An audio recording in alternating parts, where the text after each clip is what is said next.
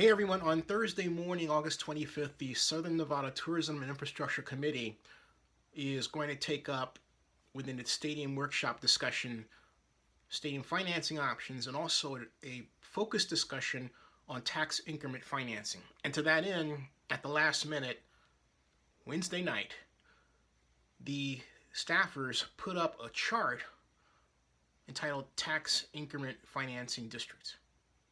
Now, to a person who's done tax increment revenue calculations for the city of Oakland and for the city of Emeryville, myself, and other redevelopment agencies, and as well as for the evaluation of stadium projects and so on, I expected to see a list and possible boundaries of tax increment financing districts within Clark County and Las Vegas, different options, and then tied to each possible project area an estimate of what the revenue throw-off would be, the tax increment revenue throw-off would be, both from property taxes and sales taxes for those areas and a total.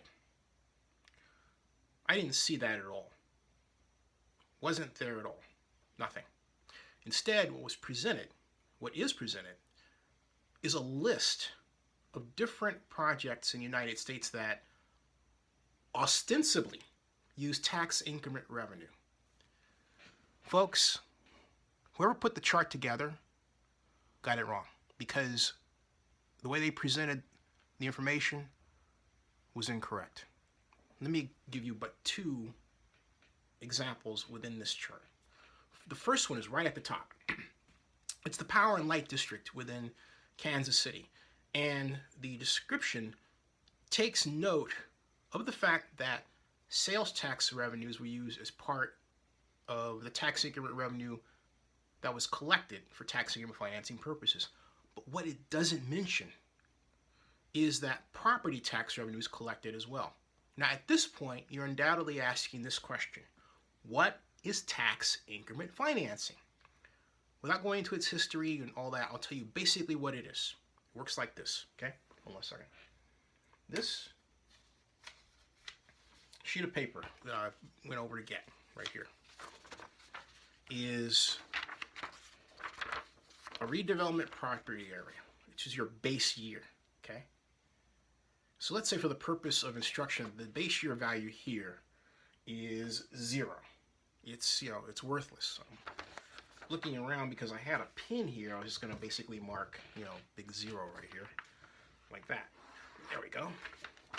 See that? 0. I need to circle it a little bit more. There we go.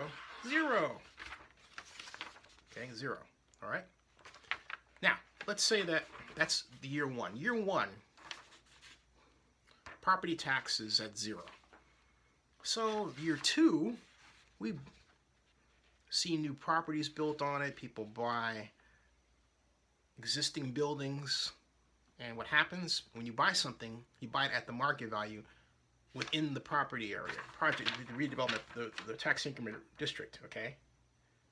When you do that, you buy it at its market value, which impacts the entire property value of the area. So, the next year value, this is a new one, it's 1, okay? So we have 0, and then we have 1. Then we go a step further, and we could add 2. But let's say 1 minus 0 is 1, okay? And then we say 2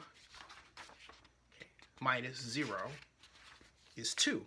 We take 1 and 2, we add those together, we get our cumulative. We multiply that times the tax rate for property taxes, and we get, bingo, the total tax increment finance availability for year 2. If we did it for year 1, it would be year 1. Year 2, we get the cumulative, right? We always accumulate. So you take the cumulative amount of the increment times the tax rate, and that's your tax increment financing revenue. That's the revenue. That's using property taxes. For sales taxes, you take the total sales revenue, not the tax revenue, it's total sales revenue. And you go through the same calculation. You have an amount for this year, sales revenue, say it's at 0. Next year, it's at 1. Same calculation, but it's just for sales revenue. then you multiply that times the sales tax rate. Imagine doing this over a 40-year period, and what starts off as a small number, an increment, gets really, really big. It becomes a doubling factor. This is a pretty powerful financing tool. But you got to understand it to know that. The SNTIC chart doesn't even show you how TIF works, and then the examples it gives doesn't tell you the complete story. In the case of the Power and Light District in Kansas City, it didn't tell you the complete story. But then let's scroll down on the other property that undoubtedly got your attention. That's LA Live, because everyone knows about LA Live. It's where Staples Center is located. It's where MTV Music Awards has been held, among other events. Now, the presentation would have you believe that TIF was used at LA Live. Folks, tax increment financing revenue was never used for LA Live. LA Live is a $4.2 billion entirely privately financed operation.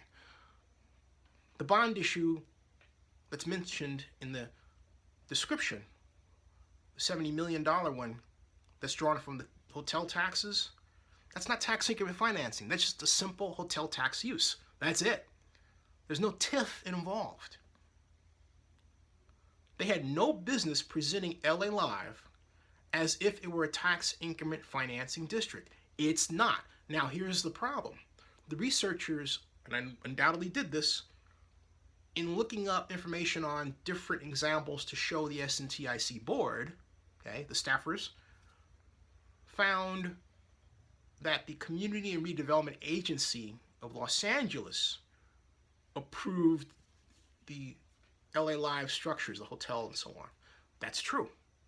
But because that agency approved it does not automatically mean tax increment financing revenue was used. In fact, the City Center Redevelopment Project area, which is also controlled by the Community Redevelopment Agency of Los Angeles, was held up in court as far back as 2002. And only recently in 2010 were funds released and allowed for use for the train system. LA Live was a foregone conclusion by then. Into its, I think, third phase of construction?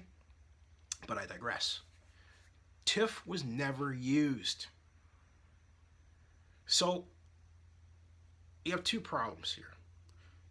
Either the staffers were just rushed and they couldn't put together a really thorough presentation on tax increment financing, or they're just throwing up some examples to get the SNTIC board to think a certain way about tax increment financing revenue in order to achieve just a rubber stamp vote very quickly without the board having really any real idea of what it's doing.